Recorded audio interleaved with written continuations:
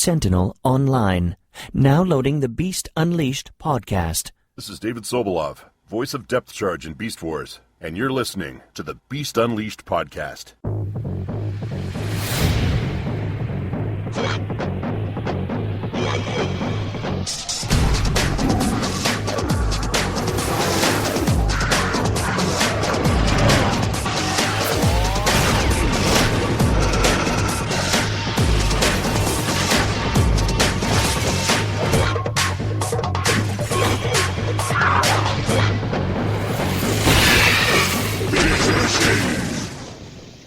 This episode of the Beast Unleashed podcast features Stephen C. Phillips, Mike Blanchard, and Michael Wilson. Prepare to be reformatted.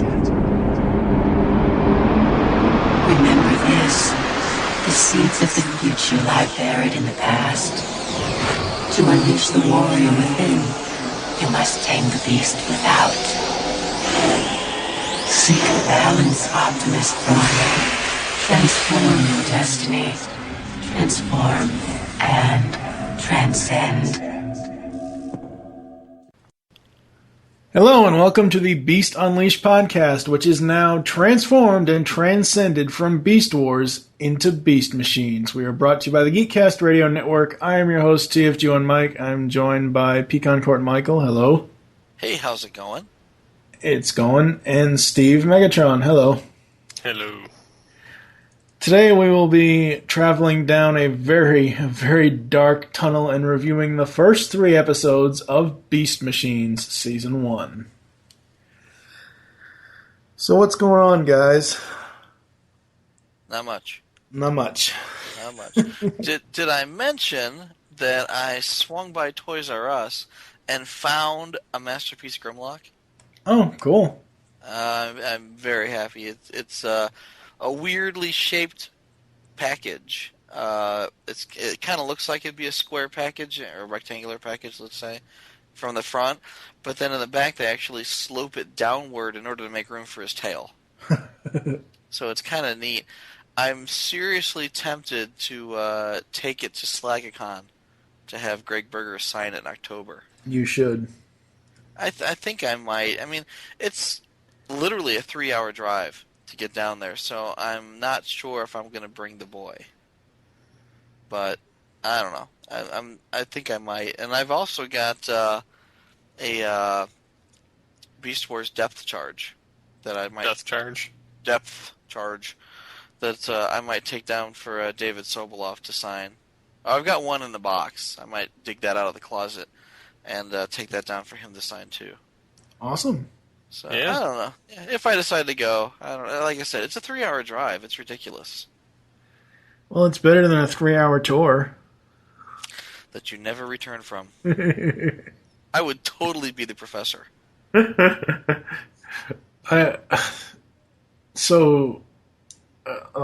not even going to ask that question. I'll ask that off air. Okay. Oh, screw it. I might as well. So who would Chrissy be? Mary Ann or Ginger? Chrissy would definitely be the Ginger. Oh, wait a minute. Now, Ginger was the model, wasn't she? I don't know. Or was she? No. Well, God, you see, I don't know. I don't know who's who. Well, there was like the Marilyn Monroe, and then there was the girl next door, professor's assistant. And Chrissy would totally be the girl next door. Okay, there we go. All right, so I think Ginger was the model. Yeah, I don't remember. Yeah. Steve, what have you been up to? Not much at all. Watching videos. Yes. For the most part.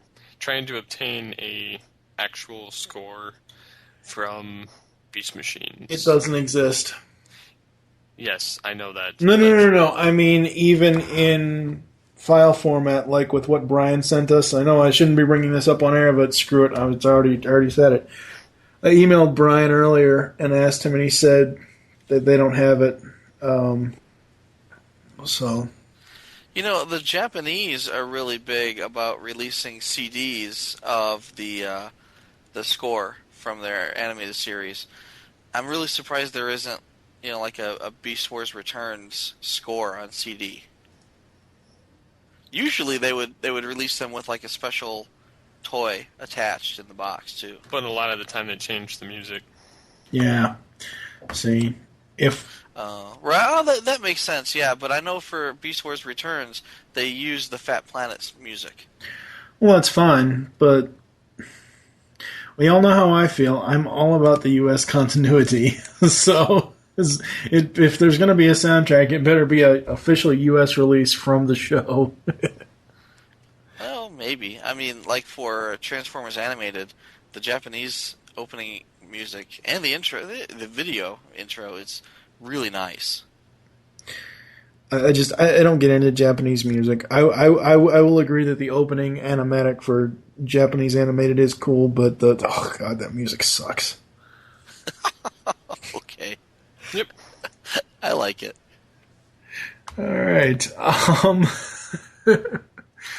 I should probably point out that we are probably still going to keep up the dark humor, but it's not going to be so much of badgering people and stick 'em, mash 'em, whatever the hell, and there's not going to be any Western splat alerts, and because Beast Machines, as we've said, is very, very dark.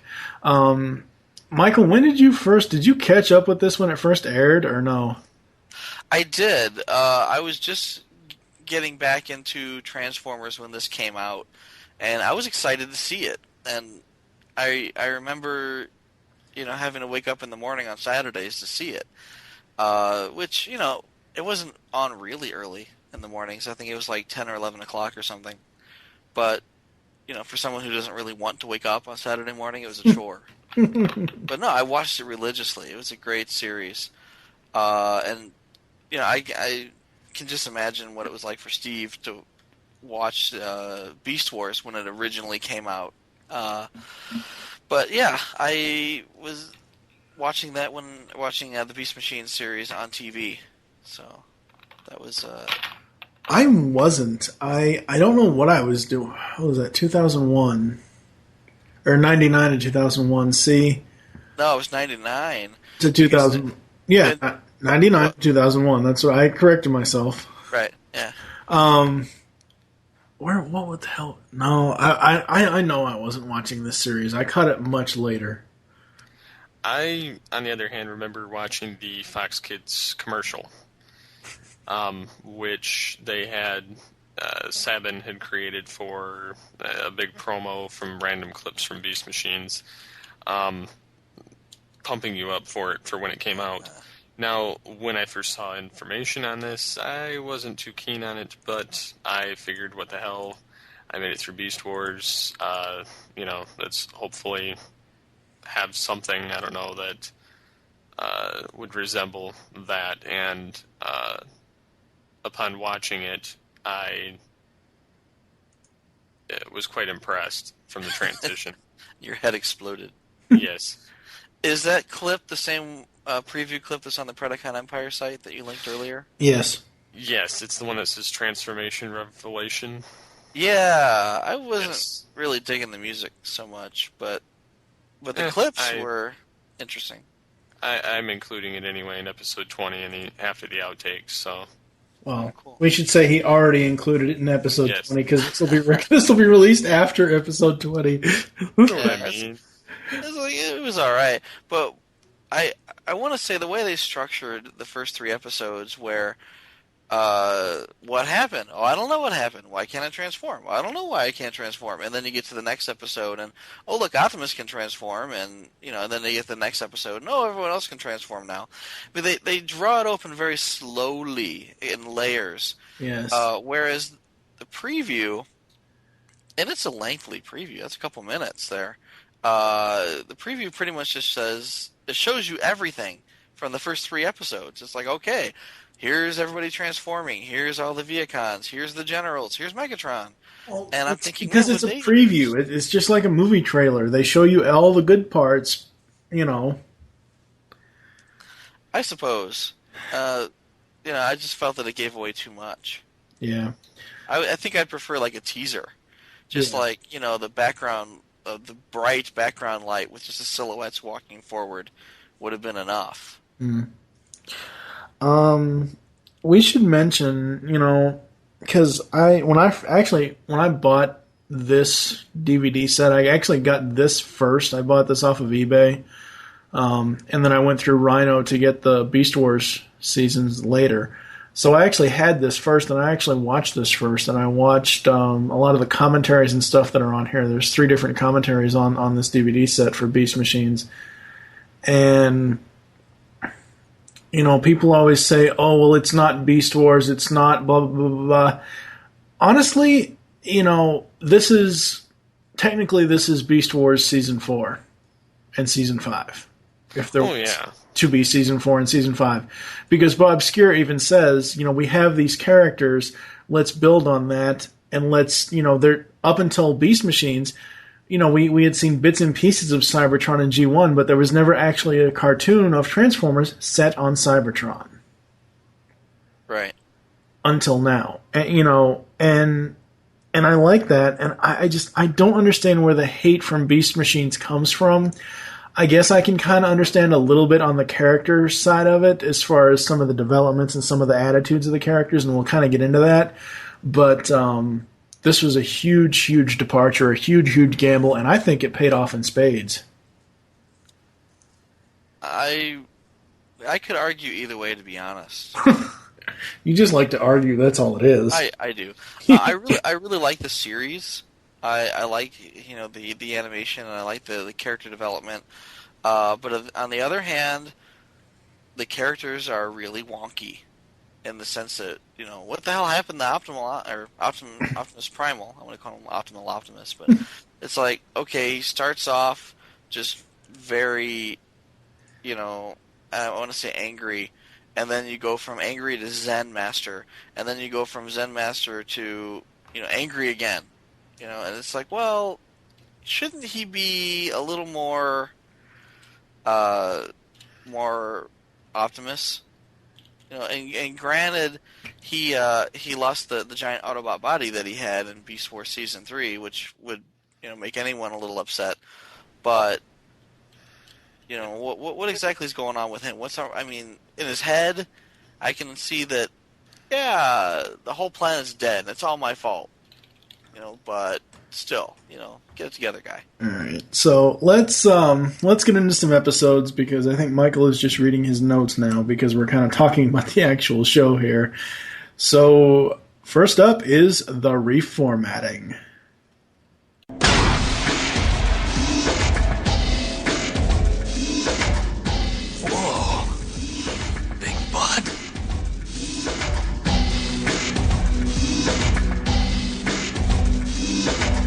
What in the name of Gouda happened to you?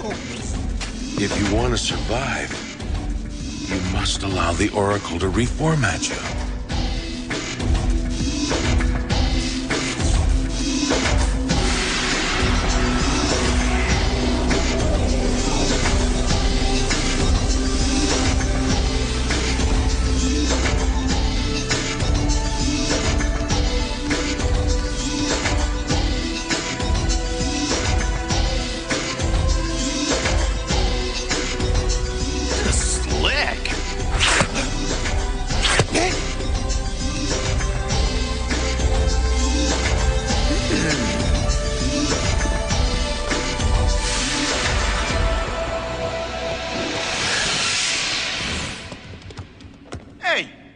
Where'd the Oracle go?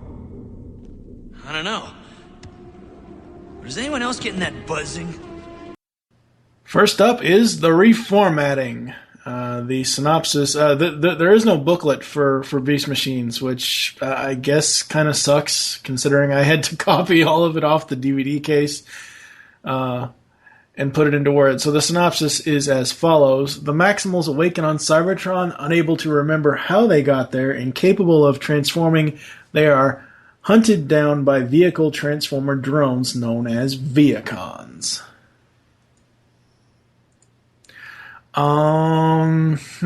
First off, and this is probably something that I'm going to say every single episode between now and the time we stop talking about the actual episodes, the music kicks ass. I love the music in this show.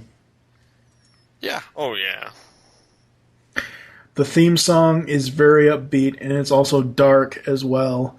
It is just so awesome. If I remember right, around that same time, we also had like Batman Beyond. Yes. And I think that was like I don't want to say a trend, but you saw that like the techno beat Yep. in a lot of cartoons in the time. And Batman Beyond, I remember, had it, and it was really cool. Yes. But I arguably, Beast Machines had done it better. I don't know. Chris Carter, who did the Batman Beyond stuff, he's a really good musician. And he's a really good composer, and he really did some good music in Batman Beyond, but that's a completely other show and other topic. Michael's going to disagree with me on this because we kind of talked about this earlier before the recording. The explosions and the fire effects in this show are amazing. I am going to disagree with you. And basically, the problem I had with the fire effects was that it's not that they're bad, because it kind of looks like something blowing up, but it looks like water. It's like red water that just kind of expands out. And in too many cases, it's kind of mushroom cloudish. Yeah. More of a, it's like, does every explosion have to look like a big mushroom cloud? That's kind of strange, but I don't know. If you kind of explain it like, oh, it's not fire, it's plasma, or it's plasma. It's plasma. It doesn't. It's the plasma energy chamber. Well, no, I'm just saying. There's a form of matter called plasma, and it's like superheated solids. It's not quite liquid, and it's not quite solid, but it's not really fire either.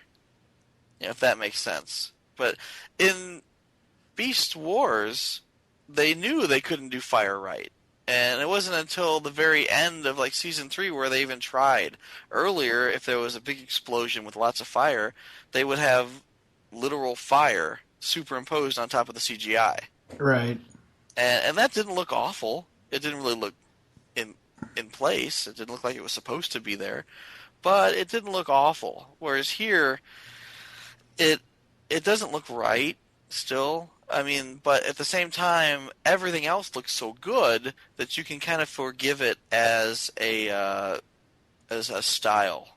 It's part of the visual style of the show to do it that way, and they stay very consistent with it. At least, later on you don't see actual fire appear.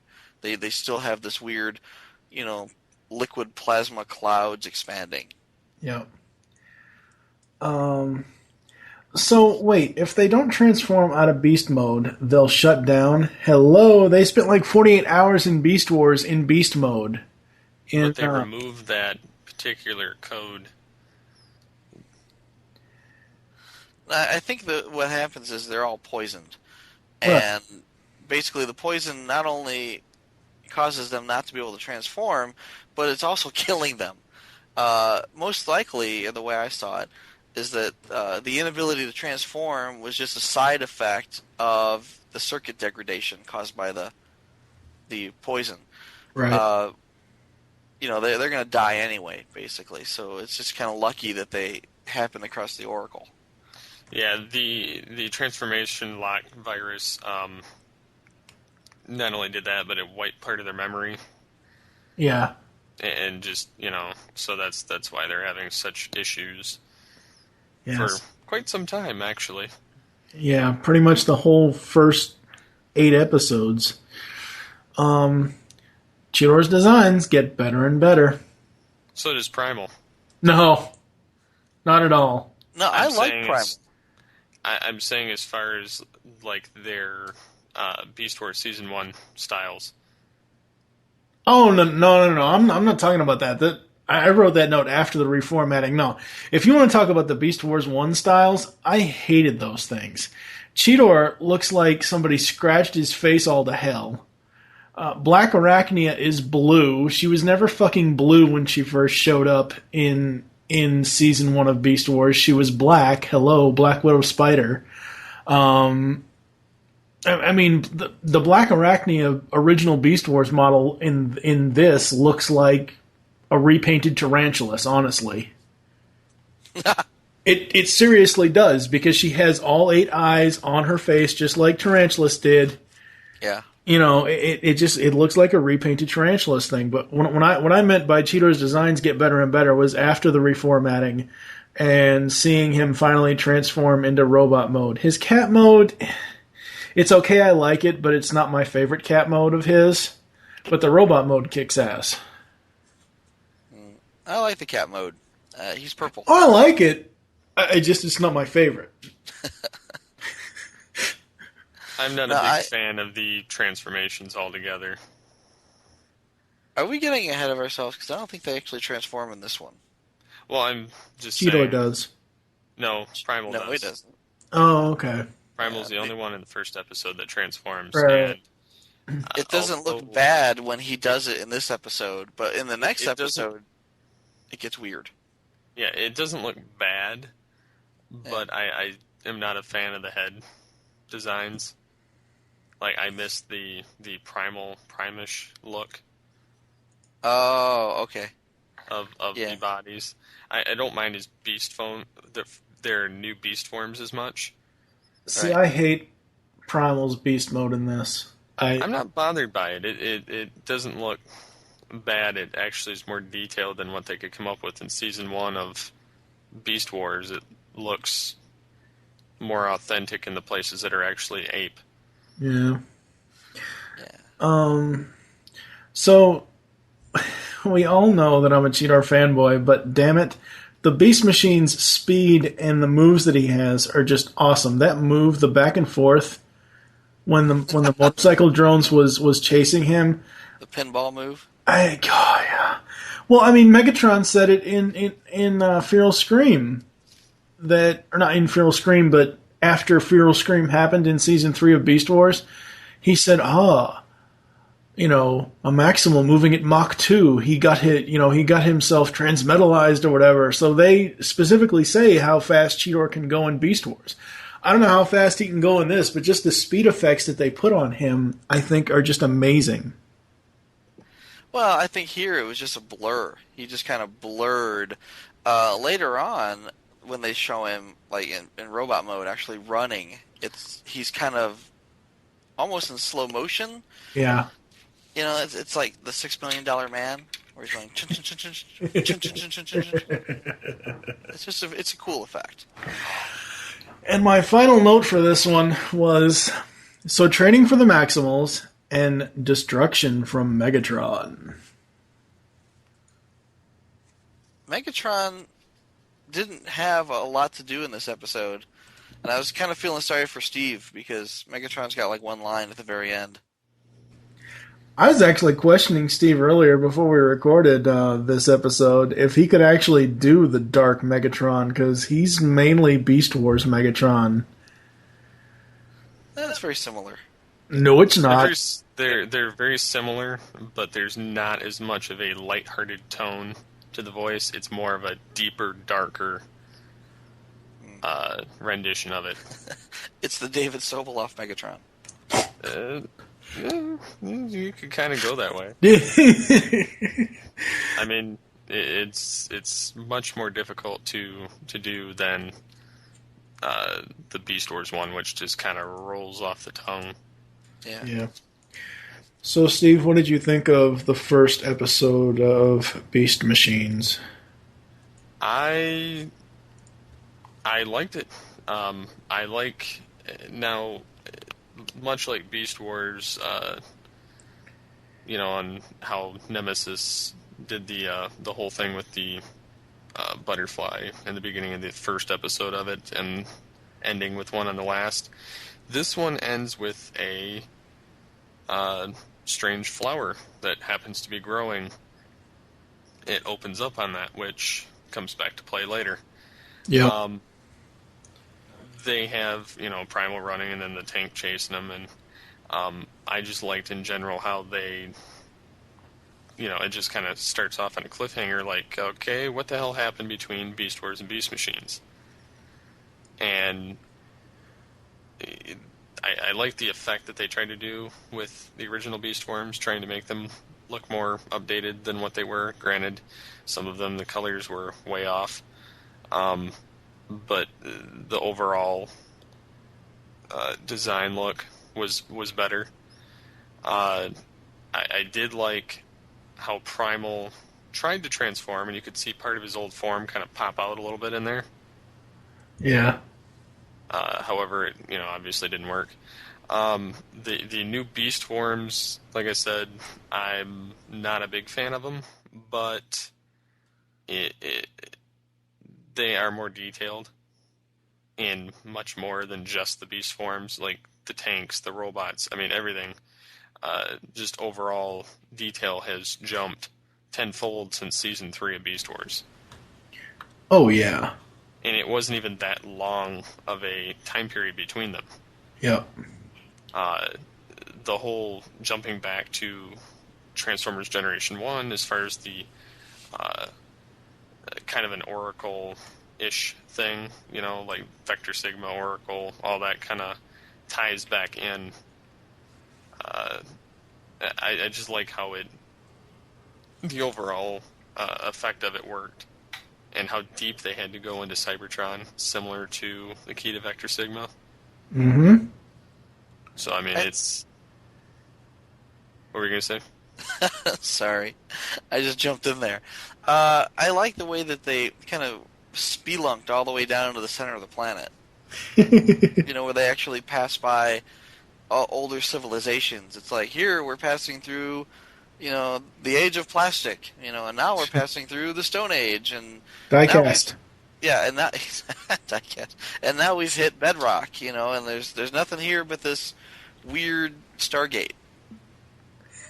I was wondering if you were going to make a Stargate reference. Of course, I'm going to make a Stargate. I saw that and I was like, oh my god, they're totally Stargating into wherever the hell.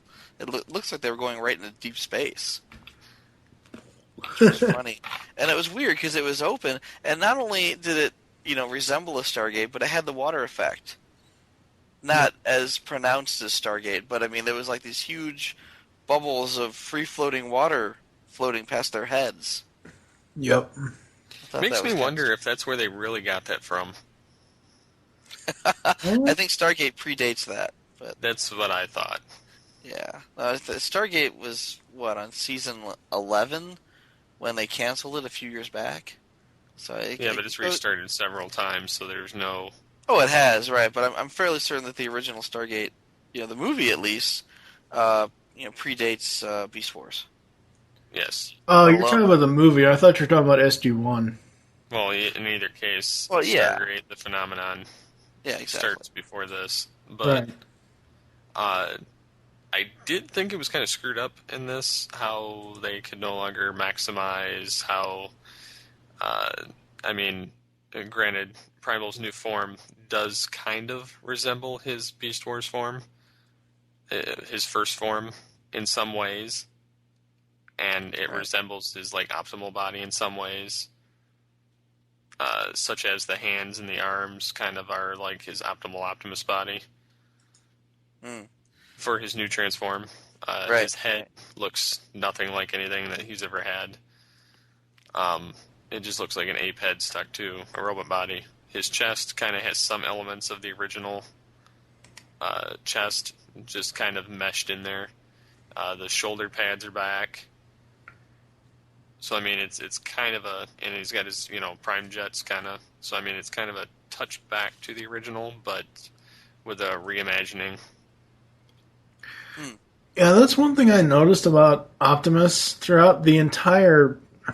I'm just going to go ahead and say it, 5 seasons. I mean, because, same characters. Same characters. He's had a flight mode in every single rendition of him.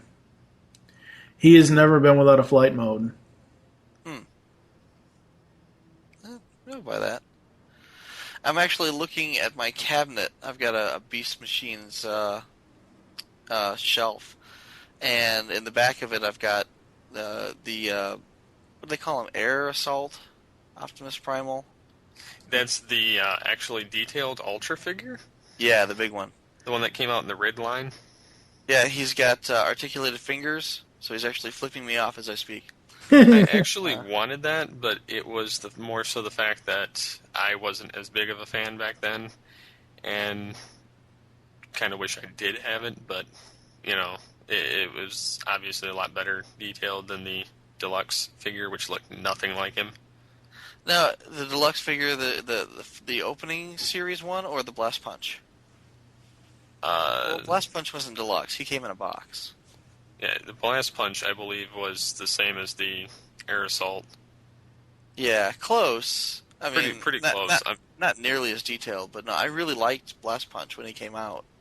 But the original deluxe was like black with clear blue, and it looked like ass. It did, yeah. No, but I like the foreshadowing at the end of the episode, though, with Megatron hovering over the Citadel. Yeah.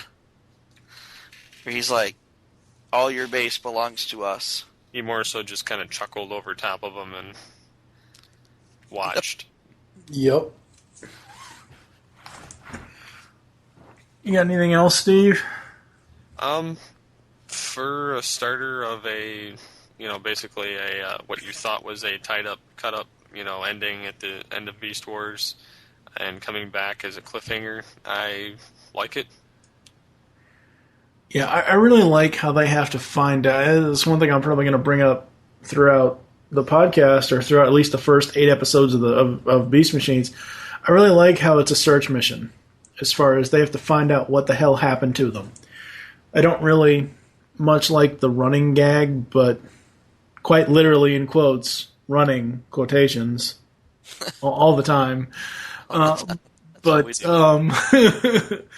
I like how they kind of reintroduce you to them. They kind of give you a little bit, but they also pull it back. And a lot of my notes, or not really a lot of my notes, but a lot of, like, almost every episode that we do from here on out, I'm going to be saying, wow, that was a quick episode. Because honestly, these episodes go like that. I mean, this episode went severely fast, I thought. Not in a bad way, but it's like it started, gave you all this stuff, and then holy crap, it's over. Like, what the hell? Right, there's so much action Yep. that it just sprints by you. Yep. What about you, Michael? What do you? How'd you like the reformatting? To be honest, I think I would have been happier if they just would have landed and everything would have been fine. Hey, we're home and everyone's happy to see us, and look, we got Megatron tied up. Isn't this great? I thought that would have been better, but this is okay too. Sure. I liked the. To digress, I like the lighting effects. Like aside from the fire, the plasma, right? Lighting effects were awesome, and the cityscapes were just amazing. Yeah. And you know that, I mean, this is a huge cry from just the I want to say tundra landscapes they started off with in Beast Wars, Right. or even at the end where they graduated all the way up to realistic looking backgrounds and water. Yeah, I mean, they, not that they weren't doing fantastic landscapes in Beast Wars, but here we've got a city. They have modeled an entire city, and you can see all the way back to the horizon in most cases. So it's just really amazing what they've managed to do with the visuals here. When Optimus Prime... Optimus Primal. Yeah, we don't actually see Optimus Prime until later, and he gets blown up. But Optimus Primal's Oracle vision, where he finally gets the call from the Oracle, and he's running, and he sees like this little kind of a will-o'-the-wisp type of thing flash and show him the direction he needs to go in. Yeah. That reminded me a lot of Dragon's Lair. You ever play Dragon's Lair? No. This might predate you. Definitely predates Steve. But you can get it on DVD now. I think they're going to re-release it in HD here pretty soon. But Dragon's Lair was a video game back when I was in my early teens, I want to say. And it wasn't like 8-bit or like an Atari game. It was a cartoon on Laserdisc, and it was directed by, I want to say, Don Bluth.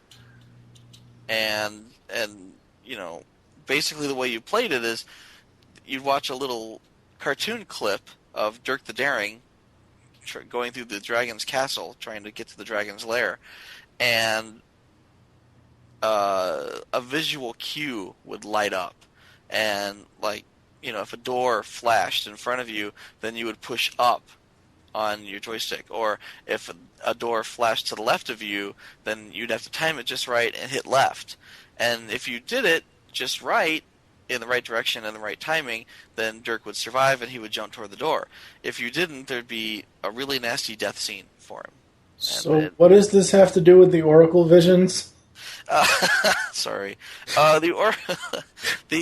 When his eyes would glow, he would see this little will-o'-the-wisp lighting effect that would shoot off in a certain direction. Right. And then he would go this way, and everybody would follow him. Right. And it's like, well, if you don't follow him, if you don't follow the will-o'-the-wisp in the right direction at the right time, the Vehicons are going to catch you and you're going to die. Oh, okay. I got you. That was the point. But if you go on YouTube and do a search for Dirk the Daring deaths, there's an entire video of just him dying over and over and over again throughout the movie. Okay. Yeah. Anyway, sorry to drag you down that rat hole, but did you notice that at one point there's a moon in the sky? Yep. It's a moon. Yep. It's not a Unicron head. I think I may have figured out why. Why? I think that this may actually predate Beast Wars. What? It would have to predate G1. That's what I'm thinking. I was watching this the other day, and something kind of made me think that, a couple little minor clues in the first 3 episodes, kind of made me think that this was something of before G1, he massively wiped them out beforehand. Somehow not contaminating the timeline. That's impossible. I understand that, but there's several things that are yet aren't there. Okay. I don't know. I'll explain as I find more. It could have been, it could have been Moonbase 1 or Moonbase 2. Oh, wait, shit. Unicron ate those. Yeah, but my point. Yeah, Moonbase 1 and Moonbase 2 look like little Cybertrons orbiting Cybertron. Well, whereas maybe this looks like a moon. Maybe in the future, the Maximals rebuilt and made Moonbase 3 and made it look like a Death Star. That's no star. That's no moon. Unicron. Well, no, I think it would have been cooler to see a Unicron head, and I want to say that in Season 2, you actually see a Unicron head floating in the sky. No, you don't. That's Megatron's head. I know what you're talking about, but no, I think there's a Unicron head orbiting the planet. I think you see it in Season 2. I don't remember exactly, and I'll have to go back and watch them all again, but I believe it shows up. But knowing that, I was surprised to see this moon. Mm. Yeah. Anyway, once Optimus Primal finally figures out how to transform, he has this Force Blast ability.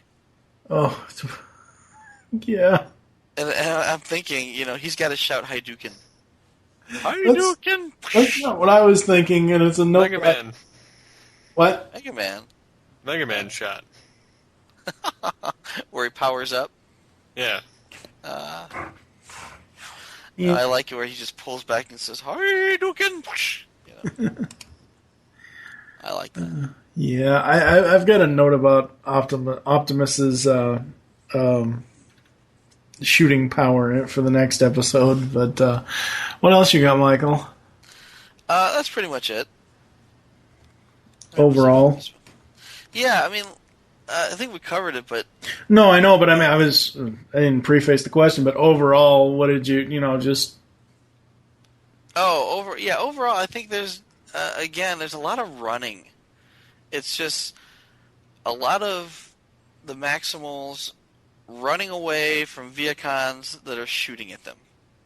And that pretty much characterizes the first 3 episodes. Maybe more, but it's the first 3 that I watched or rewatched recently. Yeah. I think they stop for a few minutes to catch up on, what the hell happened to us? But for the most part, it's, I'm being chased, I'm being shot at, this kind of sucks. But because of that, it means there's a lot of action going on, and a good third of the episode is just explosions and that, Right. kind of crappy plasma mushroom cloud looking stuff. I disagree, but yeah. Yeah. But yeah, like I said, a good third of the episode is just explosions as they run away. So, it's not like, yawn, I'm bored, I can't watch this anymore. I mean, you're drawn in. The action is focusing your attention. But because of that, it goes by really quickly. Yep. And really, I didn't have a whole lot of notes. I don't either. Yeah, I mean, I literally had to stop and think about the episode after it was over. Because just watching it, you don't want to stop to take notes. It's exactly. like, wow, this is really cool. I had to rewatch it. He makes it sound like that's a bad thing. No, I've watched it 3 times in the last week, but... Nice. Alright, so I think we're going to move on.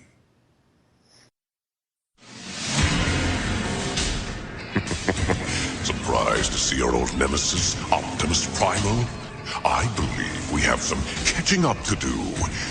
A few memory gaps to fill. Let's start with the Beast Wars. They are over. You lost. Oh, there are a few loose ends running about. But then I see you brought them right to me. We've got to lead him away from the Council Citadel! How about leading them away from us? Your new beast modes may protect you from my virus, but they won't save you from my Vehicons. The wave of the future. Transformers without sparks. No more individual minds. Just one single guiding intelligence. Mine.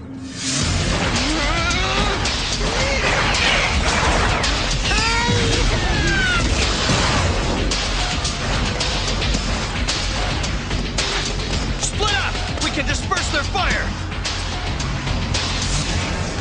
I control all of Cybertron.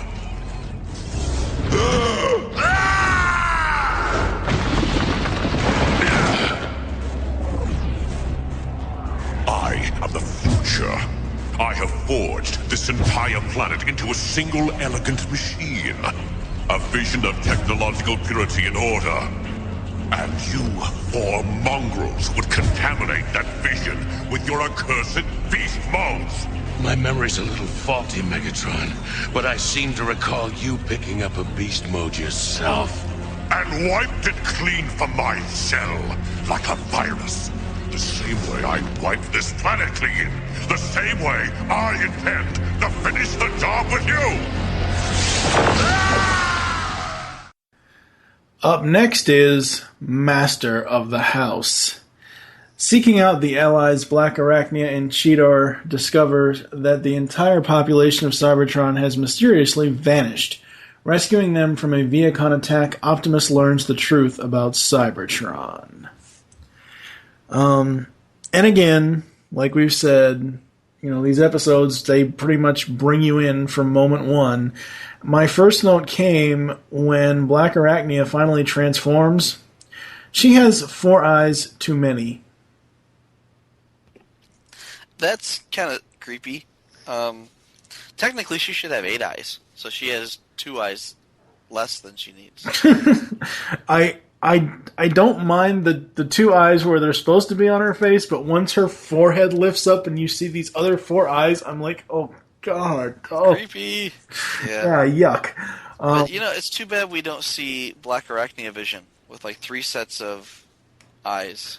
Oof. You mean like how we had the Cheezometer and exactly Season 2 of Beast Wars? Yeah, well, they always had like vision from a character's point of view, where there'd be like a screen around it with a gauge or something, like where you'd have zoom in effects or something strange like that. Yeah. Well, it's no wonder Silverbolt doesn't want to come back. I know. Let's not. Even Rat Trap says she's ugly as hell. Cheetor doesn't seem to think so. Well, Cheetor's been carrying a torch for her for the last several seasons, so. Even when she was a bad guy, he was still like, hubba hubba. Poor Rat Trap. I am so transformed, I can't even believe it. I just think that Rat Trap just gets the worst treatment in this because, regardless of what he's done in Beast Wars with all his comedy and, we're all going to die now and everything else,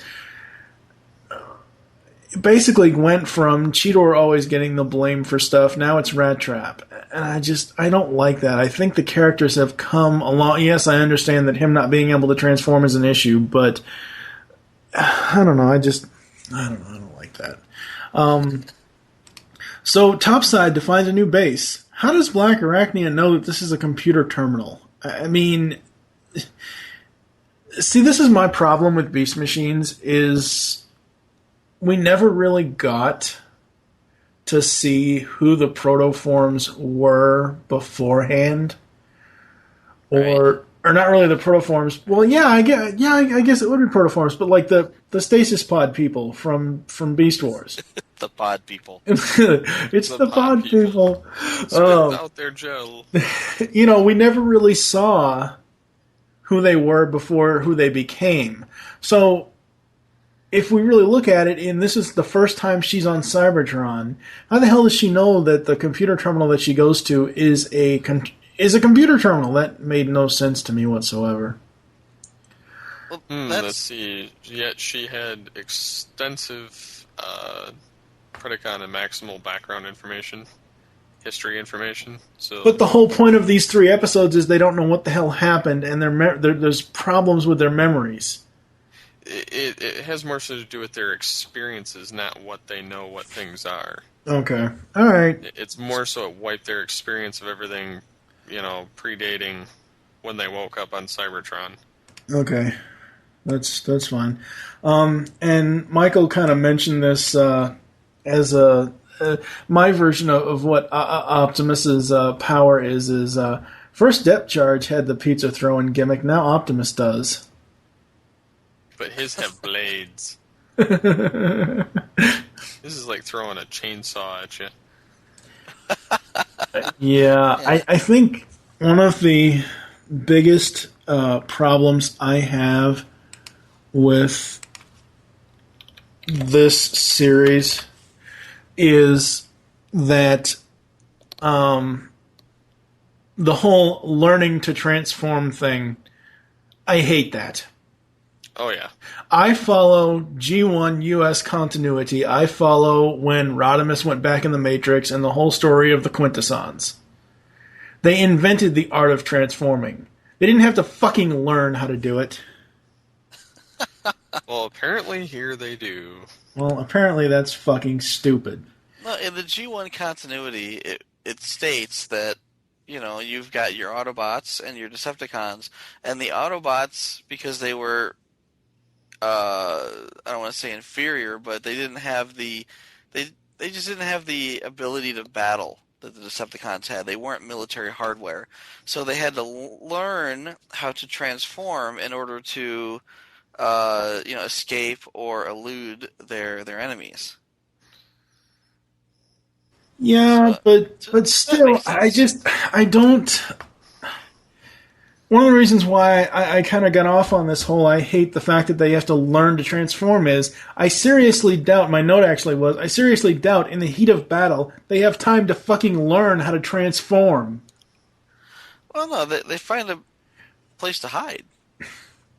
They have I know, base. But my note for that was when Cheetor was he stopped in the middle of the Vehicon battlefield. He's like, okay, find the still point. And Black Arachnia is like, dumbass, we don't have time for that. Let's go. That was the point of the note, because, and that's why I said, why the hell do they have to learn how to transform? Waste time. Yeah. It's basically to keep Rat Trap from being able to transform. Yeah, that's true. It's like, Yes, sorry, to Rat create a Trap. weakness. Yeah, you can't find your center, so you suck. Or worse, you can transform, but the minute you get frazzled, you lose your transformation ability. Yeah. Now, once Cheetor does transform, and we get to the point where Optimus says, go help Rat Trap, and the jet drone is like getting ready to slag Rat Trap, and all of a sudden you see Cheetor just slicing and dicing. I was like, now that's the way to shred some Pred, or Vehicon, whatever. Well, they never actually gave them a name, the Vehicons, up until now.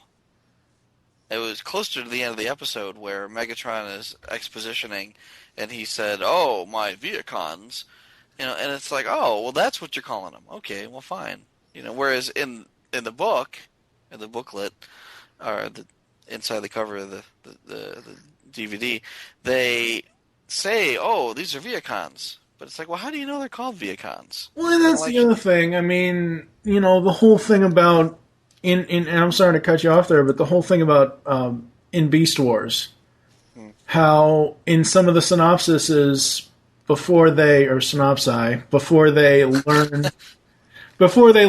that that's prehistoric Earth, it says in the synopsis prehistoric Earth before we even get to the episode that they learn that the planet they're on is prehistoric Earth in Beast Wars. So again, Rhino, you jackasses. Well, nobody said Rhino was smart. Fucking asshats. Just have Stop nothing stealing good. my word. Asshat. It's pronounced asset. Yeah. I'm having trouble pronouncing anything tonight, so don't listen to me. Yes, I know. It's all that drunken rage. The cycle drones remind me of the Junkions. They're indestructible, and they're everywhere. And I like how one of them just lowers himself so he can launch his buddy across, a ramp. Kind of like the Junkions. That's what I thought of when I first saw that. For mindless drones, they work together pretty well. Well, they aren't technically mindless, considering Megatron controls each and every one of them somehow. Yeah, they're under Megatron's control. We have upgrades with multi-processor support. How big is the RAM? Oh, it's plenty big. Got an ego to power behind it. Oh, damn. And we've talked about how Megatron was comedic in Beast Wars. And, Steve, this is your cue here. And he doesn't say anything. To do what? Yeah. No, but you're supposed to say something in the Beast Wars Megatron voice. Anything, it doesn't matter. I don't care. Something funny. I am Alpha and Omega, the beginning and the end. Okay, well, I was thinking more along the lines of Rubber Ducky, but something funny, yeah. I feel pretty, something. Ducky, you're the one. And my note for Megatron in this episode, in all capital letters and about 6 exclamation points, yikes, Dark Megatron, because holy crap, the voice change between Beast Wars and Beast Machines is just wow. It almost reminds me of when he went Season 2, when you see him change into, from his pre-transmetal form to his transmetal form, when he tells, Waspinator he's had a change for the better. Right. One of the other things that you can tell Megatron's been through a hell of a lot, and I do like how his head kind of heralds back to his transmetal form, his first transmetal form. And the eye detail, like you can see the irises and everything else. It's not just one fluid color. Right. There's an actual eyeball in there, and you can still see many elements to his face. However, he's got some random damage. Shredder mask. Yeah, well, that's a part of his headgear. to controlling the drones. But as far as like his head underneath it, he has physical damage. See, I'm going to have to go back and watch it, or I'm going to have to look at it next time he pops out of his little head press thing, or his little head... Well, even with the head press on, you can see... Like, okay, well, I'm going to have to go back and look, because I wasn't really noticing that part about him. I mean, the first thing I thought of when I saw him was, oh, gee, it's Megatron with a Shredder mask. Yes, that's kind of what I thought when I saw that. I was thinking Hannibal Lecter. That too. Yeah. but he has a scar across his head on his face, just above his eye, making you wonder, where the hell did that come from? Well, you kind of get the impression that there was a lot going on between the end of Beast Wars and the beginning of Beast Machines, but that's kind of untold territory. Yeah, it leaves a lot to be, figured out or to never be discovered. It just kind of depends on what you take away from this when you watch it. Right. Yeah. I personally think it has more so to do with his random skirmishes in the process of dominating Cybertron. Right, yeah. But I honestly, I thoroughly enjoyed the Dark voice a lot more than I do the Beast Wars voice. I mean, the Beast Wars voice is awesome. Don't get me wrong, it is. I'm not saying there's anything wrong with it, but I really like what Kay did with putting him over the top dark. Moving on, I got two more, and then we can go to either Steve or Michael, whoever wants to go after me. Okay, Cheetor can now fly just with his blades as a wing. I so don't like that. He's more of gliding, and I agree with you. I don't really like that, but it is kind of cool when they show a close up of him doing it. I thought that was kind of cool, but overall, yeah, I'm not really a fan of that. But whatever.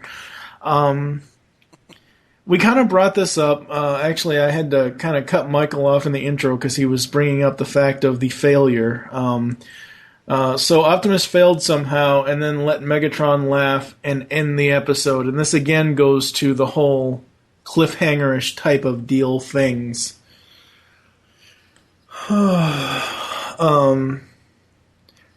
I mean, just finding out that they've come back here to a dead planet and that Optimus really they didn't win the Beast Wars like they thought they were going to. The other thing that we should probably bring up is the time portal thing, or the time travel thing, or the space-time hyperspace transwarp shit, whatever the hell it is. Megatron, of course I'm jumping ahead here, but when we find out what actually happened later on in the series, Megatron broke free, and he got to Cybertron first. So that's I mean, if he hadn't have broken free and they got back to Cybertron, they would have won. Oh yeah, no doubt about that. However, I think he had enough power for one, and two, I'm sorry, if you're going to hold a prisoner, you lock them inside some kind of a chamber, kind of like what Ravage did. You don't tie them to the outside of the ship and expect them to hold still when there's a transwarp launch going on with the ship. I know. They had some cheap shackles on his arms and his torso and his head and his feet, and of course it really wouldn't take him much to get out of that. Here, let's freeze one here, snap. Freeze one there, snap. Okay, we're free. I'm having such a Looney Tunes moment over here, because if you really think about it, the ship, the Autobot shuttle from the Ark, is a giant rock, and Megatron is the coyote, and the shackles are made by Acme. There's actually a scene in an earlier episode of Beast Wars where they secure Optimus Primal to the one of the halls in the possession. Is that what it was? His possession. Yes. Yeah. And he basically just pop, pop. There goes my arms. All right, we're done. He got out very easily. Mm-hmm. Yeah, he just popped out his chest. Okay, we're free. Then what's next? Okay, weapons. Yeah, pretty much. So the question becomes, did Megatron free himself and then just kind of jump out of the transwarp? And that deposits him a decade or two sooner? Or what exactly happened there? They don't answer it. They never answer it. They never really explain what happened. I personally think when he broke off of the ship, he tumbled back. Like, he was still going forward in time. And it's all possible that it's still, around the Beast Wars time. I don't think they landed I know he didn't land exactly where he was supposed to, but I think it's still post G1.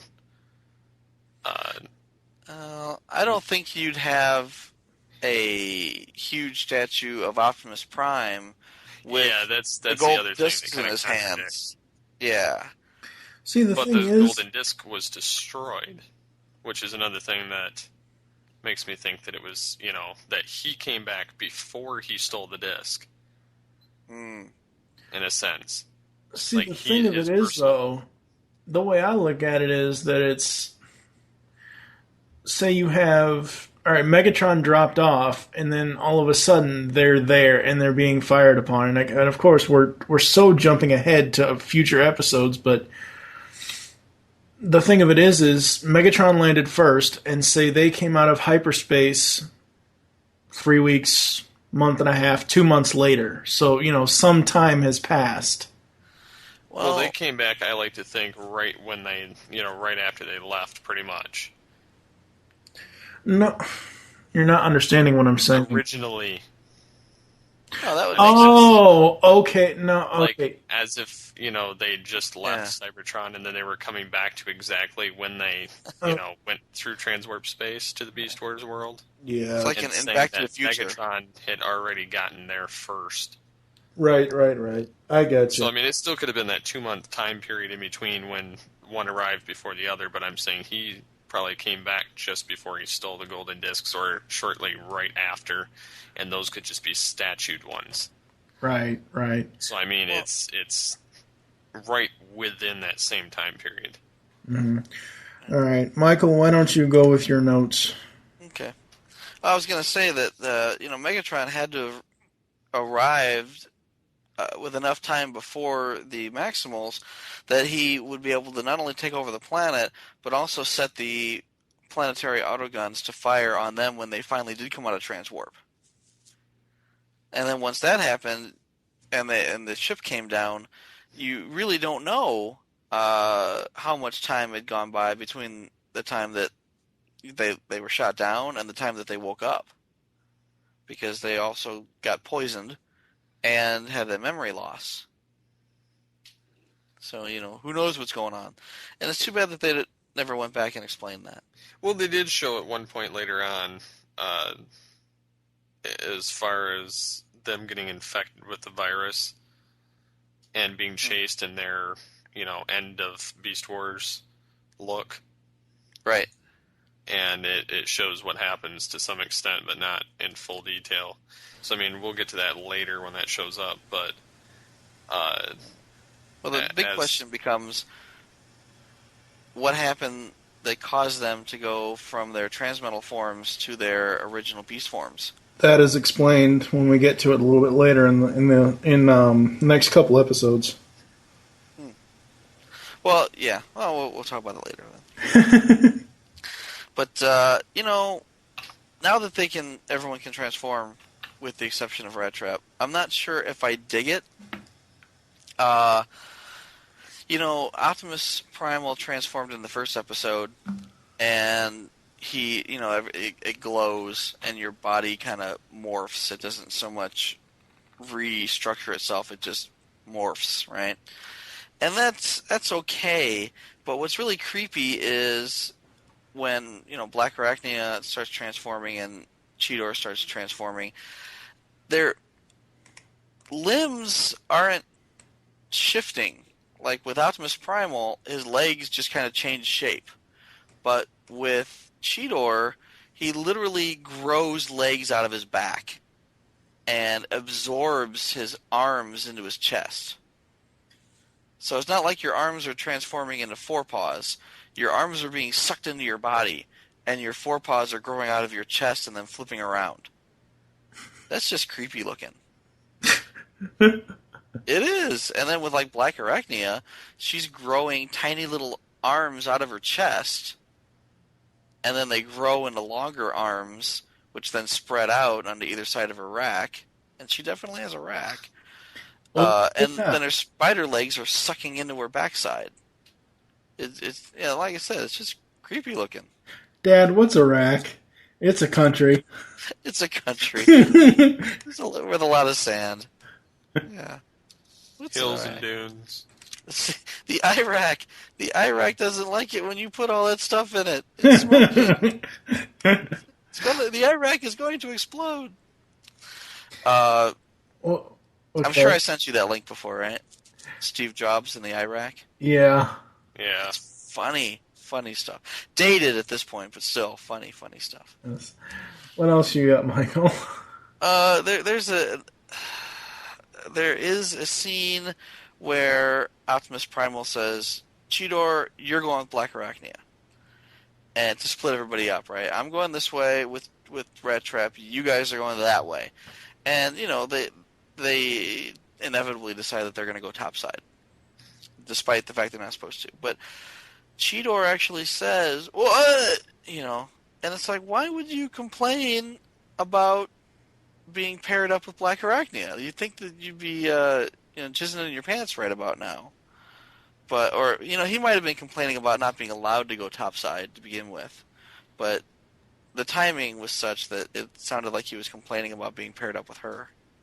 I think he was just complaining at Primal's decision-making, like he's going to continue to do. Yeah. Well, it gets to the point where he just doesn't listen to him at all. Well, and we're jumping ahead of ourselves here. It gets to the point of him where he just fucking takes over because Optimus can't make a fucking decision. Well, yeah, eventually... And that's way down the line, but I mean, that is the beginning of it. Eventually, Optimus is so paralyzed by his neuroses, that he can no longer lead. But right now, he's still trying to make command decisions. He's saying, you two go this way, you two go that way, or later on, when they're actually in the middle of a battle, he's saying, everybody pull back, and everyone's like, fuck off, I'm doing my own thing. And, which is not really in character for them. They've spent the last several seasons learning how to be soldiers and how to work under Optimus Primal's leadership. But here they're like, hey, I got a new body, screw off. Well, I don't even think it's that. I think it's the fact that no one knows what happened to Cybertron at this point. Mm-hmm. They want to find out. Where Optimus wants to learn what the Oracle is trying to tell him and everything else. Right. They're the ones that want to go on the offensive because these drones, because we don't find out. I mean, I don't even think that they... Did Optimus encounter Megatron in this episode? Yes. Okay. Yeah, the first episode, same thing. In this episode, up until that point, they don't even know that Megatron's there. Right. I mean, if you look at the first two episodes, up until like middle point of this episode here, you don't even know who's controlling the drones or whatever else. So it would make sense for them to try to go on the offensive and try to find out what happened because they don't know. But I do agree with you that, they've been, training in soldiers and all this stuff and following Optimus and all that stuff. But all that'll come up later. Right. Yeah. But basically, when people complain about them not acting in character, this is part of it. Yeah. Here's my bullet point. Jet drones are my favorite. I like the jet drones and the cycle drones. I really don't care for the tank drones. Other than I like them all, but I like the jet drones the best. Yeah. I like this first set of generals. Well, like all I their mean, we haven't forms. even got to generals yet. Yeah. As far as the bodies, the forms, Right. the tank, the jet, and the motorcycle. Right. And the last thing I was, well, maybe not the last thing, but yeah, let's say the last thing. Cheetor's bot mode reminds me of the ant in Bug's Life from Pixar. Oh, jeez. I'm serious. No. He does. He reminds me of because he's like tall and skinny with these great big eyes. Purple eyes at that. No. If you take the ant from Bug's Life, right, and you paint him yellow, he'd look just like Cheetor. And you give him scimitars, like the swords that he spins around and glides with and shit. Mm-hmm. Yeah, he would look just like Cheetor. Yeah. But, and about the scimitars, or scimitars, depending on how you pronounce it. But when these toys came out, I want to say in 99, at the BotCon that year, the Lucas brothers put out an expansion pack or an accessory pack, and with parts from Beast Machines, and one of the items in there are the scimitars that they weren't called Voyager, but not the deluxe, but the size class bigger than the deluxe. Cheetor came in a box, so whichever size class. The Ultra? Came in a box. No, Ultras were huge. These were kind of smaller than deluxes. Oh, Megas. They were bigger than deluxe, but yeah, Mega. Bigger than deluxe, but smaller than a Voyager. So I think they were called Mega. Yeah, you're right. But the Mega-sized Cheetor, he's tall and lanky and can barely stand up on his own, but the Lucas Brothers accessory pack had scimitars for him that he could carry. Cool. It was terribly cool. It also came with the key to Vector Sigma. Yes. We'll get into that. Yes, later. Much later. There's also a scene, and no context here, this is just something I wrote down toward the bottom of the page here, but toward the end, they all jumped on a garbage chute.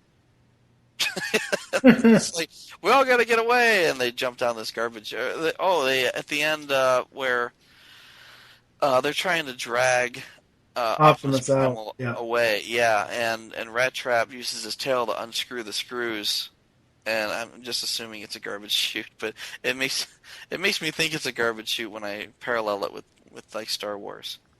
Yeah, but the difference is it was a garbage chute, not a garbage barge, because they were stuck in a compactor in Star Wars. Well, technically it wasn't a barge, it was a planet, it was a moon. Yeah. So they're on this fake moon in a garbage can, and my favorite line is, "What a wonderful smell you've discovered." That's no moon, it's a battle station. That's no moon. It's a Unicron. I so want a Unicron head floating in orbit. All right. You got anything else, Michael, or should we move on to Steve's thoughts for this? That's pretty much it. Yeah, that's all I got. Steve? Alrighty. I would say for this episode, I like this because, once again, we hit the return of Megatron. But a much changed Megatron. Oh, yes. And in any case, I like how they finally learned how to transform, obviously, with the exception of Rat Trap, which Rat Trap's hilarious, despite the fact that he's at a disadvantage. I would say that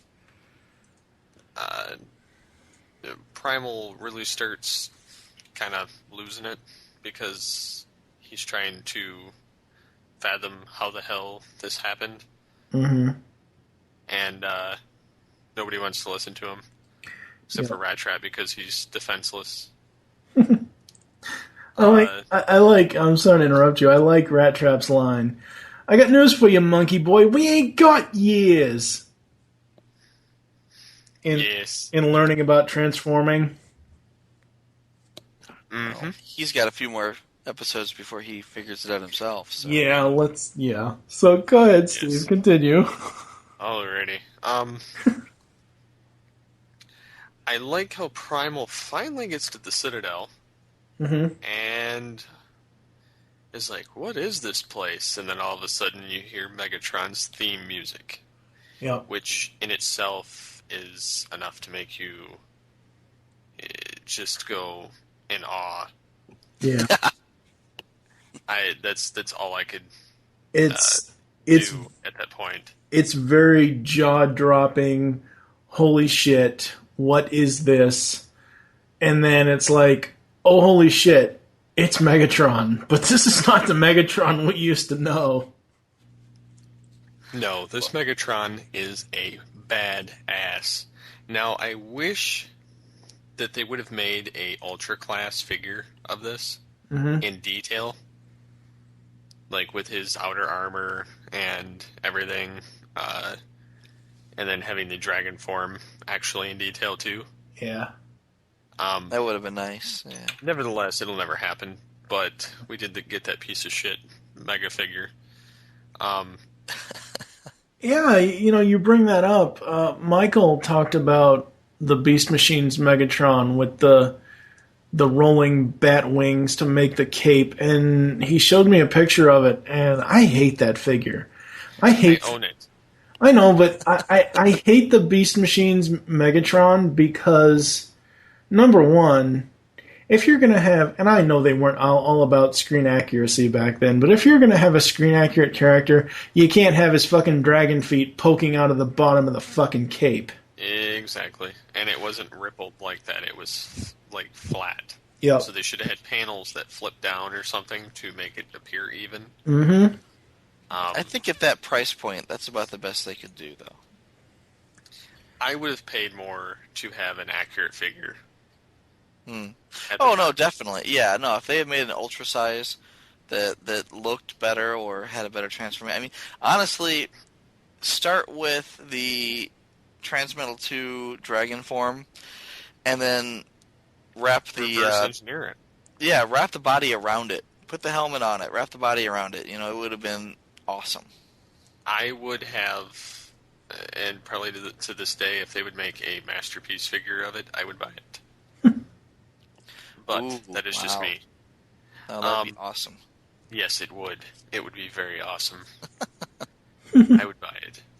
But I like how dark Megatron's become.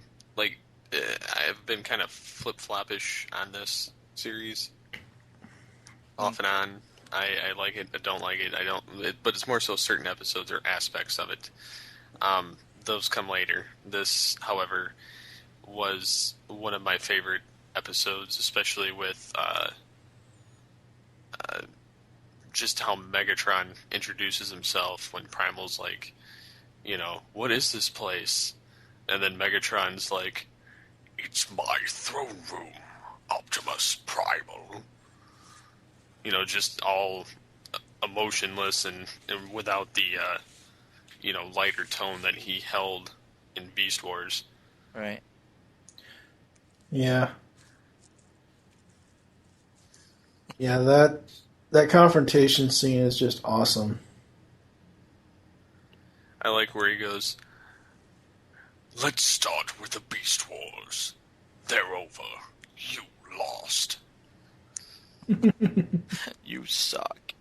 Basically. Then he's like, I see you have a few other loose ends running about. But then again, you're bringing them right here. But, I love all the quotes Megatron spouting off. Oh, yeah. Basically gloating to Primal. And then I like where Primal, of course, pisses off Megatron to the point that the system crashes, short-circuiting every drone, and Megatron falls out of his harness. Yes, his harness, and goes back to Dragon mode, and you see this heavily changed in color, patched up cyborgish robot. It's more like a mutated dragon. It looks like Oroku Saki spread mutagen all over the body of the Transmetal 2 dragon form. It looks like he's practically techno-organic. Yep. In that form, just for the fact that he has so much of actual machinery showing of the form, and yet there's still beast remaining. Yep. Right. It looks like he actually tried to tear his skin off himself. Yeah. Yeah. I will peel it layer by layer. Ugh. And plus there's, again, you don't really know how much time has passed since Beast Wars. So, I mean, he could have had a lot of time to experiment on himself. Yep. You would have thought, with him being the only Transformer left and having a diagnostic drone, that he could just transfer his spark into a new body and completely cut out the middleman of having to worry about eliminating it from his original body. We'll get to that later, actually. Which is very, very, very friggin' disturbing, and it pisses me off. But you would have thought he would have done that originally, just because who's to challenge him before this point? That's true. I mean, well, it's possible that, grasping at straws here, but it's possible that he lost his ability to go from move the spark from one body to another because he mingled it with G1 Megatron. I don't think so, because and again we're jumping way ahead, but We're guessing. Well, no, I know, but I'm okay. Fine, I'm jumping way ahead. In a future episode, the drone even says that to him. Why not just transfer it? Move your spark into a completely robotic body, and he's like, I can't take the chance of my spark even being, vulnerable even for a moment. So he would much and Optimus is right. Megatron still deep down wants that beast form, even though he denies that he wants it. Ugh. He wants to pet the dragon head. He wants the dragon head. But he doesn't have the pool to play around with anymore. Come play in my pool. Okay, do you have anything else for this one, Steve? No, I think that's it. We are moving on. Jetstorm to Megatron. The Spider's heading for her old ship, but don't worry, she'll be cold slag long before she gets there.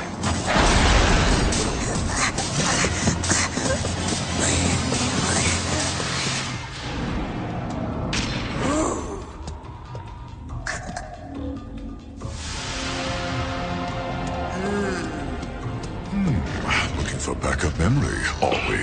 Careful, Black Arachnia. You never know who you'll find in there. Vehicons, cancel the attack. Say what? Allow the Arachnid to access her computer.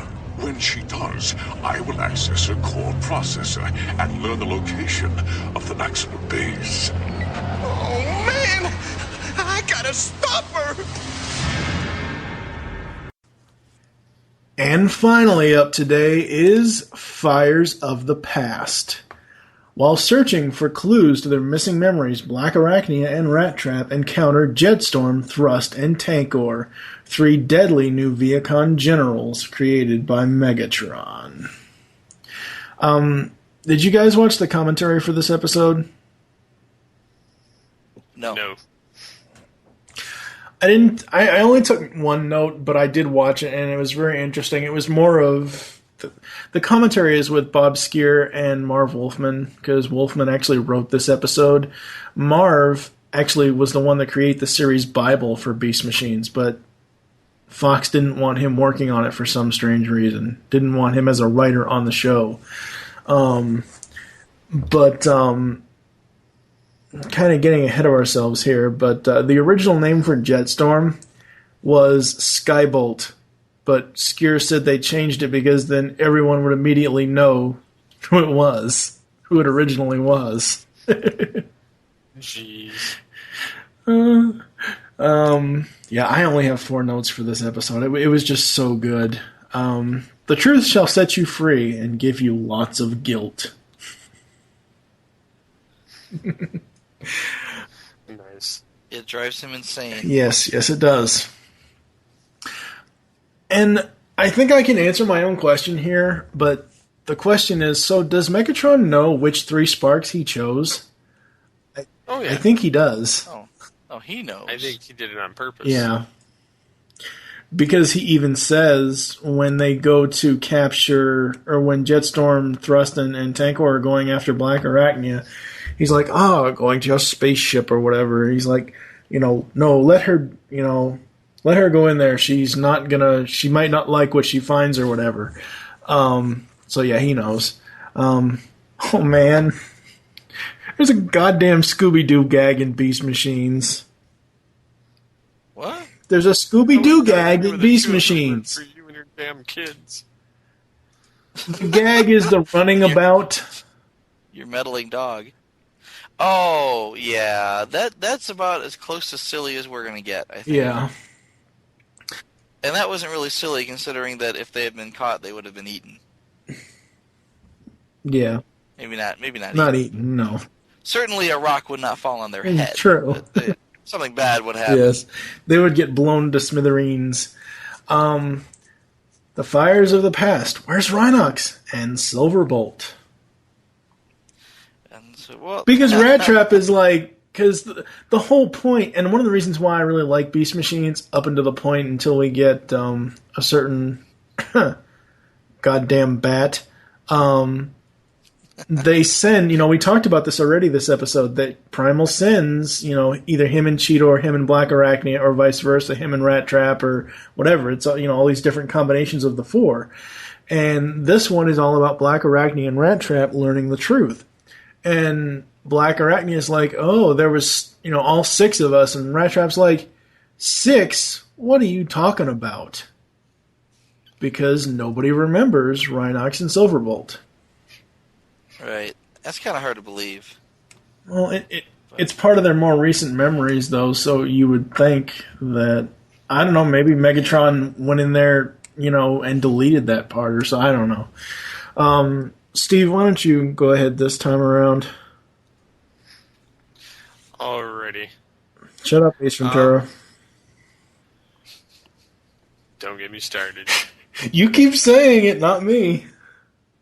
Anyways, I like how, we have the quirky 3 generals, which just goes to show you Megatron can't do it on his own. Yeah, he can't. Granted, he has fail-safes, but despite that, it's nice to see some kind of quirky characters. And for those that don't realize this, Thrust is basically Inferno. Well, the voice. In the voice, but also in the sense of how loyal. Yeah. I didn't get that so much from him. Well, you get that throughout the entire series, is what I'm getting at. It's more so, granted, he hangs around like Waspinator does, but he's loyal like Inferno.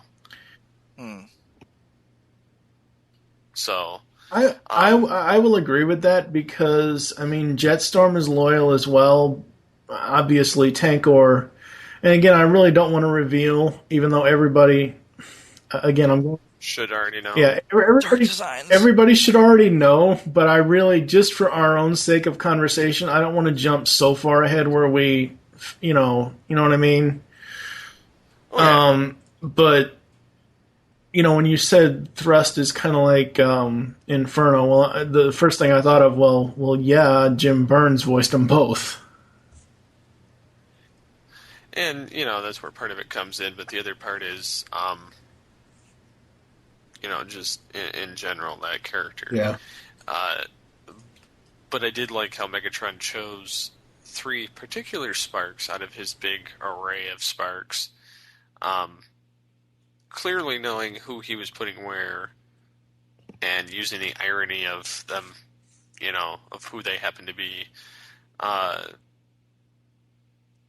It was also odd to see a statue of Prime getting blown to pieces with holding 2 different golden discs, and seeing the Prime head smash into the ground.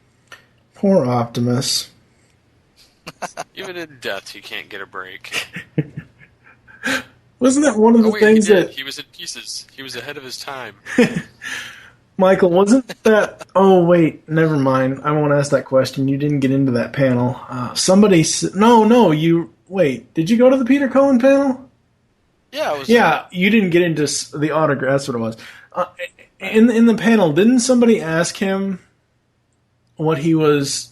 something about Optimus Prime? Didn't they ask him what he regrets most or what he doesn't like most about it? And he said something about, I wish they'd stop making me die all the time. Yeah. But he's just so damn good at it. He's so good at dying. Sad. But Die some more. Okay. I like how Black Arachnia gets bonked on the head and all of a sudden starts having random visions of the Beast Planet, Mm-hmm. of Earth, and of their fallen comrades. And it was pretty cool to see them actually go into a computer system and having Black Arachnia go into like a... at the time they had virtual reality video games that were similar in style to what she's got on her head. Right. I don't remember what it was called. It was like VR or something. I don't know. Yeah, I know what you're talking about. And then you have Megatron hacking right behind her. Yeah. Trying to find out information, but she gets an exact schematic of the ship and gets into that computer system, which of course has all their information. Yep. And it shows Maximal signatures inside. From what 6 of them. Yes, 6 of them from what the computer showed. Mm-hmm. And Rat Trap's like, "Huh? We had more people," and then all of a sudden, Black Arachnia remembers who Yep. they all were. And then Jetstorm shows up, and he's... I really... Like, Thrust is awesome. Jetstorm is just hilarious. I love Jetstorm in this series. He's such a smart ass. He's just so funny. He's like, your situation actually matches your location. Terminal. I love that. He gets the best lines.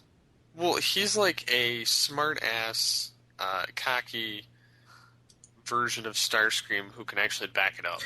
And the thing about it is, if you really look outside of the whole little romance they tried to set up with the red herring that is Thrust, as far as Black Arachnia's situation goes. That reminds me, I got to tell Steve something later off air.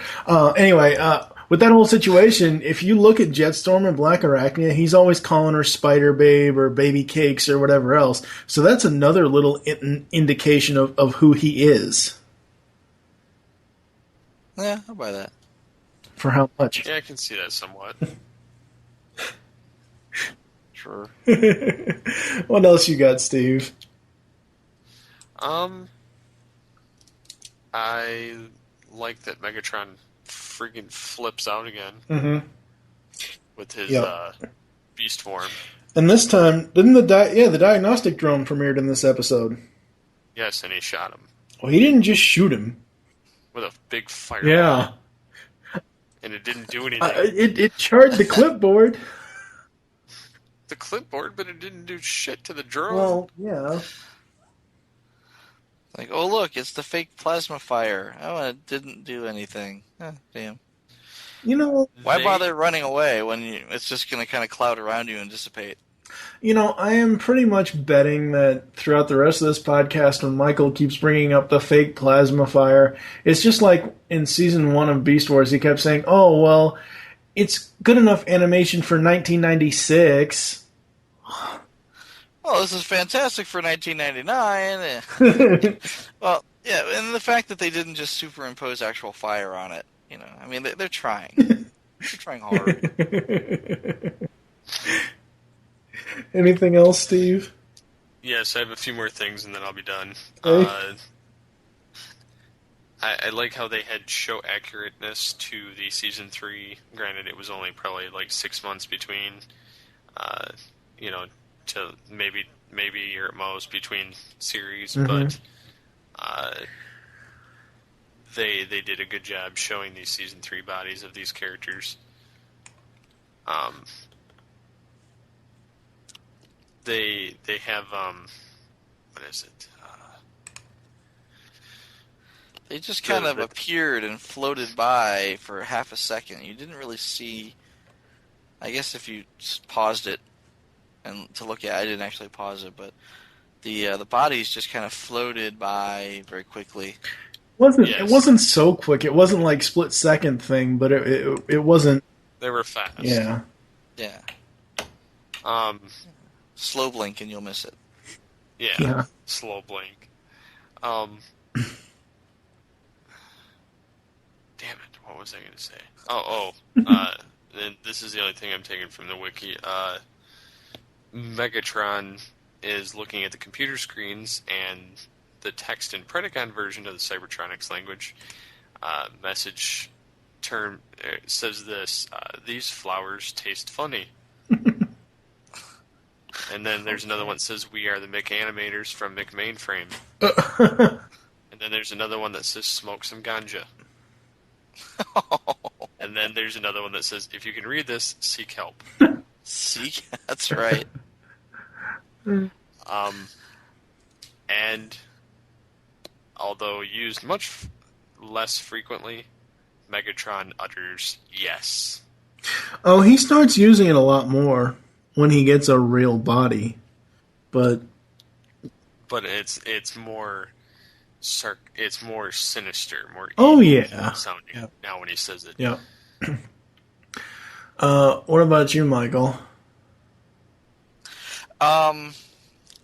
Let's see. When Black Arachne is in La La Land, or what I consider La La Land is kind of like her sepia-toned Beast Wars forest. Yeah. The forest looks better than Beast Wars ever did. It does. It looks really cool. Yeah. And then she finds Silverbolt. And it's like, well, is it really Silverbolt? Or is it, she's starting to remember Silverbolt. Mm-hmm. And at this point, it's like, all right, Cheetor, give it up. You're not getting any. It's just not going to happen. As much as you'd love it, sorry, she remembers Silverbolt now. And that's it. End of story. Well, I disagree with that because even and again I'm so jumping ahead here. When we eventually do get Silverbolt back, he basically jumps down Cheetor's throat, and she comes to Cheetor's side and says, "Hey, look, a lot has happened. He's not a kid anymore." Yeah. So granted, Cheetor's probably never going to get in the spider pants, but at least there's a mutual respect between the two of them. Spider pants, spider pants. Holds a giant spider beaver. Okay, yeah. What else? To digress. Yeah. This has got to be the first use of split-screen animation. And that's something that they start using a lot in this series. Mm-hmm. Where you're kind of splitting the screen in half with like a jagged white line, and so that you can see from two different points of view at the same time. Mm-hmm. So that's kind of neat. And it goes so far as to have a picture-in-picture view. Right. So while you've got Jetstorm talking and expositioning, let's say, then you've got like a little square that pops up so you can see Rat Trap run away or whatever. Yep. And then the square closes and then appears on the other side. Yep. And Rat Trap's still running away. And that reminded me, and you're going to hate this, but it reminded me of the G2 Cybercube. No. That's right. No. It's like little boxes opening up with alternate scenes inside. You pop up video almost. No. Pop-up video I can forgive. The Cybernetic Space Cube, fuck no. But that's what it reminded me of, and I was like, oh, that's kind of cool. Yeah, I like that. And, lastly, Venus Torso, she must have screamed herself hoarse while running away from the three generals. Yeah. Because if you watch that scene, like from the moment they introduced the generals and Black Arachnia and Rat Trap started getting their ass handed to them, she makes the weirdest sounds. Yep. And it's almost like, like, I don't know if you watch anime. I don't think you watch anime, but like if you've got an enemy who's so overpowering that he's, it's like, ha ha, I'm here to kick your ass. The good guy, or in this case, Black Arachnia, is so, I don't want to say scared, but yeah, it's like, they're basically pissing their pants, and the sound effect for pissing your pants is oh oh oh oh oh, oh, and they do that. They just sit there going oh oh oh, and again, you get that a lot in like Dragon Ball, but here you've got Venus Torso going oh, oh, oh, and then when she's not making that noise, like, holy shit, I'm shitting myself, she's screaming, being flown through the air, and I'm running away, and she's screaming a lot. And I'm thinking, man, she had to have walked out of that recording studio just nursing her throat at that point. Yeah, I'm going to tell you right now, I do not like the animal sounds that comes out of Black Arachnia or Rat Trap. I don't like them, either one of them. Really? I don't like. Now, are you saying animal sounds or the screaming? No, the animal sounds. Oh, so, yeah. Like the sounds that come out of Rat Trap are, I can't do it justice, but it doesn't so much sound like a rat. No, it sounds like somebody. Sounds like a rattlesnake. But anyways, go ahead, continue. Something like that, yeah. No, that's about all I got, and it's based on the fact that again, they spend the whole episode running away. It's like, so what are you doing? I'm running. We're running some more, and things are exploding around us. It's great, and it draws the attention. It keeps you watching it, but it goes by very quickly because, again, it's not like, hey, we're going to talk for half an hour, and it's really deep, heavy stuff that you really have to listen to. It's, we're running and we're screaming and shit's blowing up, and then Optimus comes in and saves us, and that's it. We're done. So, yeah, some of the few notes that I have are just, here's the storyline, but for the most part, it's just straight action. Yeah. And still fun. Oh, yeah, and that's what makes this series so awesome, is it's all in-your-face action with a little bit of story here and there, and then the story will progress as we get further and further into the series. So if we set our piece on Fires of the Past, or Fires from the Past, or whatever the hell the name of this episode is. Fires of the Past. Yes. The Fires of the Past stuff. Kind of like Code of Hero. The code of the... So we're going to go to some quotes, and then we'll come back with the outro. We'll return to the Beast Unleashed podcast after this. Hey, this is Cheetor, and you're listening to the Beast Unleashed podcast. Ultra Gear. Here's quote number 1.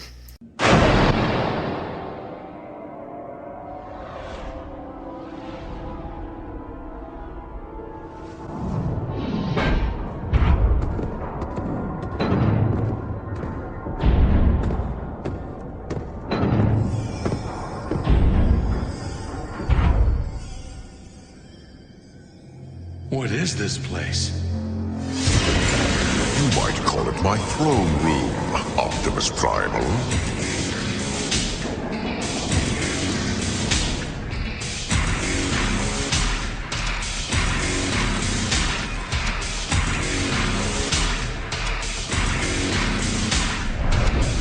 Megatron. What have you done with the Council of Elders? Alas, they are no longer in control. Cybertron is now my domain. You may bow before your new lord and master. Quote number 2. All right, boys, let's barbecue us some beasties.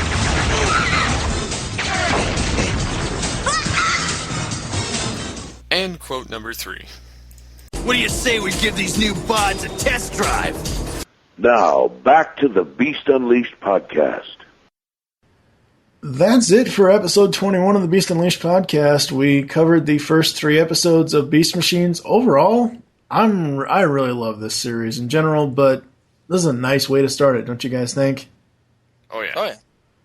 Yeah. Yep. Thank you for joining us here on the Beast Unleashed podcast. There's several ways to get in contact with us or leave feedback for the show. Visit the website, geekcastradio.com. Join the forums, productionempire.com/nexus. Leave the show's feedback in iTunes. Please do this. Follow us on Twitter. Beast Unleashed is the show Twitter. Mine is TFG1Mike. Michael, what is your Twitter? PeconCT Michael. And Steve? SCP-21. Follow us or become a fan on Facebook. Search Geekcast Radio Network. Join the voicemail. No, the voicemail line is still broken. We hope you enjoyed this episode of the Beast Unleashed podcast. Join us next time when we'll be reviewing 3 more episodes from Beast Machines Season 1. Those being Mercenary Pursuits, Forbidden Fruit, and The Weak Component. For now, I am TFG1 Mike with... Michael Steve Wilson. Megatron Phillips. And Steve Megatron Phillips. Sorry, I was supposed to wait for you this time, wasn't I? Oh, jeez. I don't even know anymore. No, I think I was. I'm sorry. I didn't wait last time, or I did wait last time and then screwed it up.